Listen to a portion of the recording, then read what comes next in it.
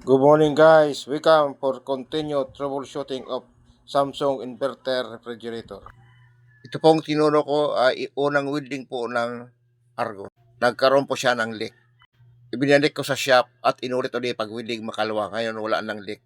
Ngayon ay first flushing sa evaporator. Air ang ginamit. Pangalawa ay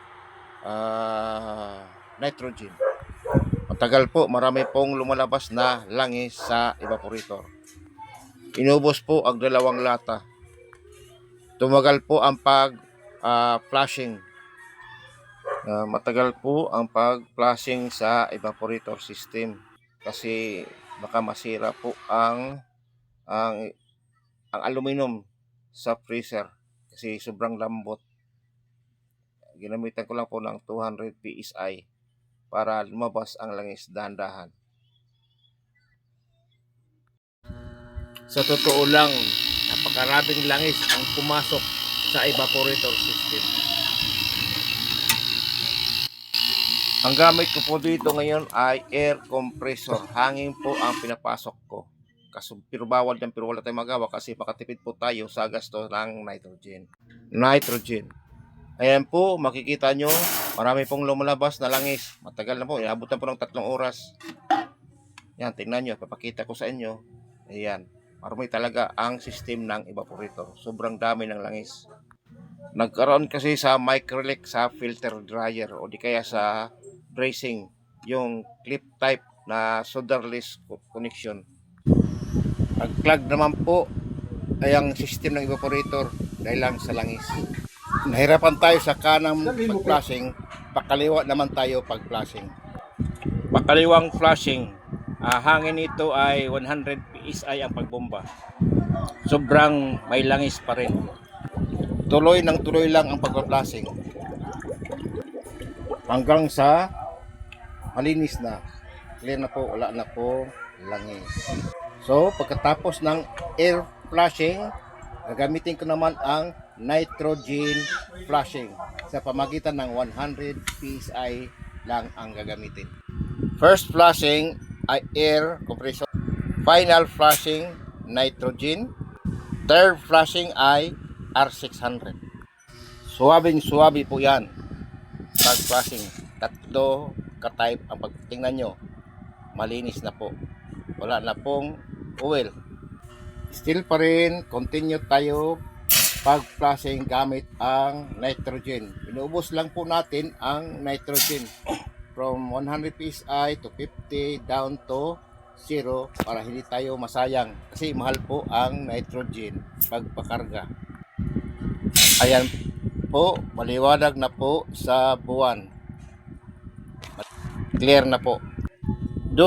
Sa dulo ng evaporator system ay lagyan po natin ng tip at silyuan at nang hindi makapasok ang hangin. Next ay magpa-flushing tayo ng condenser pero gagawa tayo ng access valve. Yung evaporator system ay dumadaan po sa ilalim ng refrigerator. Ito po ay nakasubmerge.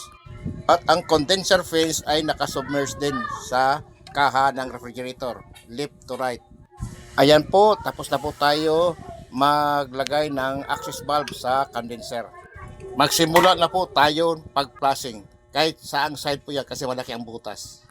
Gamit po ay primer muna, air compressor po. Ako lang gamitin natin.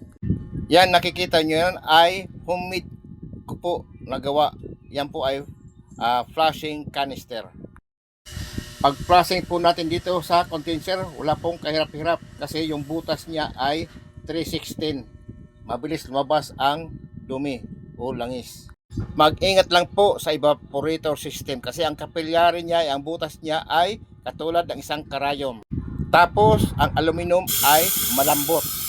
Yan po ang bantayan ng mga technician kasi pagkamali niyan, wasak or mabaluktot or ma-deform ang kaha sa aluminum. Tapos na po ang air flushing. Next is nitrogen flushing naman tayo. Pagkatapos po pag nitrogen flushing ay mag-snack naman tayo. Isang platong spaghetti, isang malaking basong coke, 2 donut. Aba, sulit sa sarap.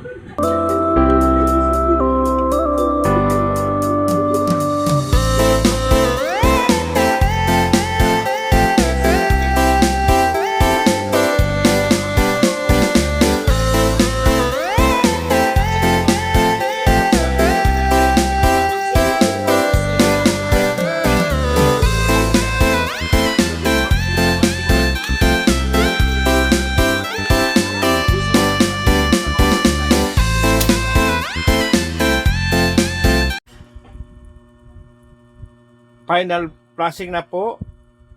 Pero hindi na po ito flushing na nilalagyan po ng R141B kundi real air ng nitrogen. Pagtapos mo ito ay sisilyahan na po natin ng tape. Pure oxygen or pure nitrogen inside the system of condenser. Kailangan po yung system ng evaporator at saka condenser ay mayroon hangover ng nitrogen. Pure oxygen or pure nitro. Hindi yung hangin sa labas. Next po ay i-connect na po natin ang compressor, evaporator system at condenser system.